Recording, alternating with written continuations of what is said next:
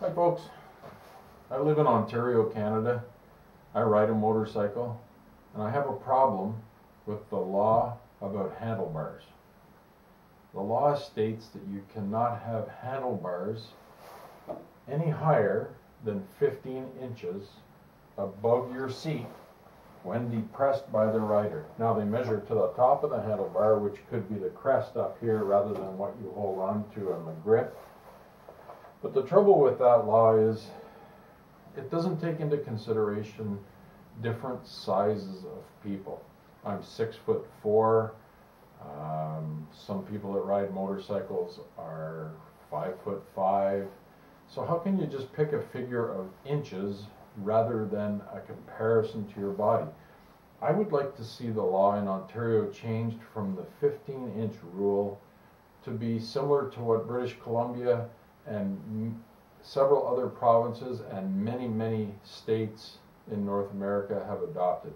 And that is to take the measurement with a perception and a look of the rider on the motorcycle. So British Columbia says hands no higher than your shoulders while seated on your bike in a riding position. So something like this, whether you're reaching or pulling, doesn't matter, but you don't have your hands up like this, but no higher than here. So when your hands are at your shoulder height, you're not creating any blind spots with your hands, similar to in a four-wheel vehicle where you would have pillars and mirrors creating all sorts of blind spots. But it will afford you a more comfortable position on your bike rather than making a person my height sit there with their hands down low like this at a point where you just don't have the power and the control of the motorcycle that you would have if your hands were up in a more comfortable position with more force for your push steering and your control and your tight figure eights and U-turns, that sort of thing. Now, looking at my motorcycle, you might say, wow, those bars are crazy high. I mean, how do you sit there with your hands up like this? And that's what a lot of people say to me when they look at my bike.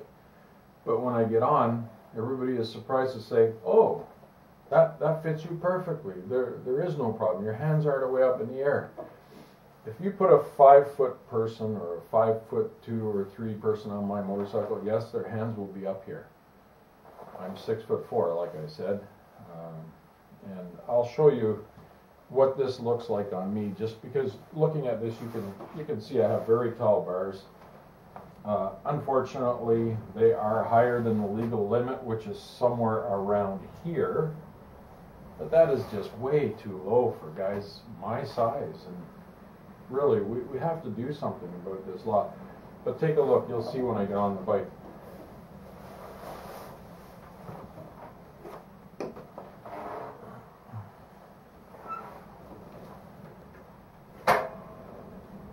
So this is my normal riding position. My hands are actually a little bit lower than my shoulders right now. I'm very comfortable at this position. I am not comfortable when I have to go down to the legal limit, which is somewhere down here. What that creates for me is back pain in the lower back and the middle back. My neck gets sore because you tend to slouch and tip your head back like this to look forward. But mostly it starts a burn in my shoulders and you get very uncomfortable. And after about an hour of riding, you say, that's enough. I want to get off this thing. But, you know, riding should be fun.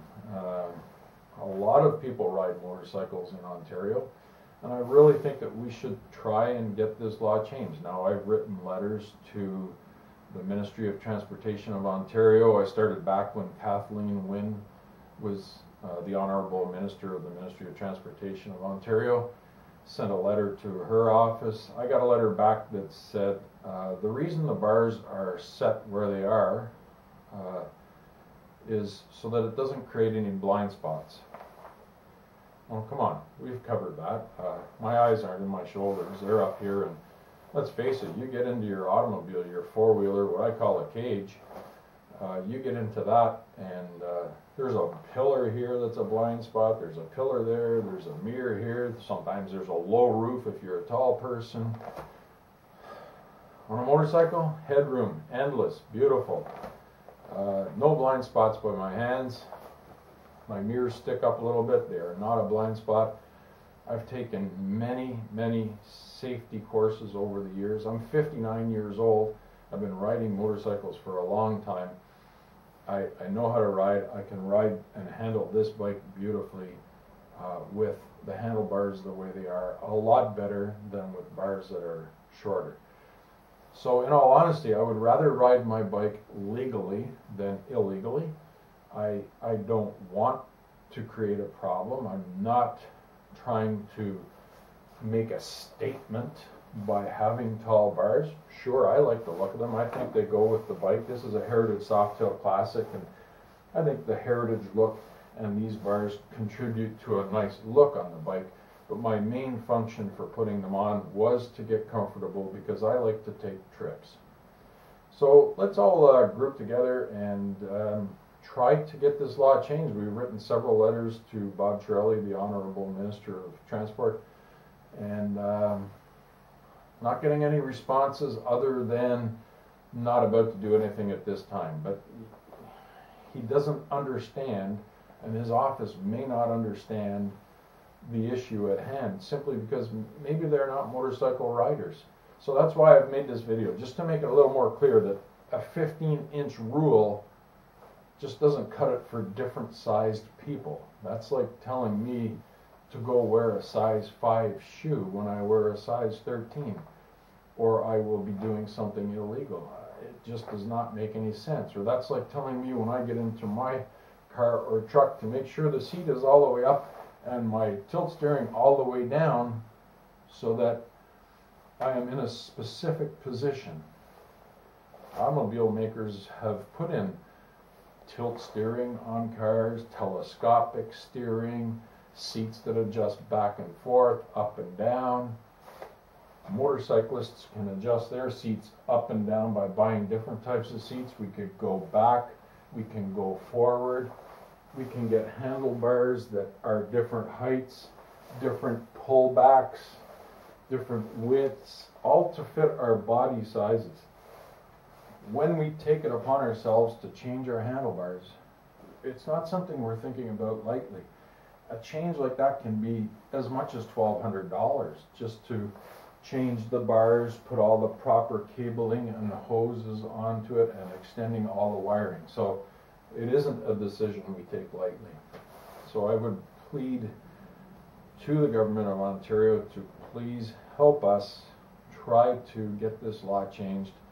And like I said, I'm 59 years old. How many more riding years have I got? But I tell you, I want to ride the rest of my years in comfort and legally.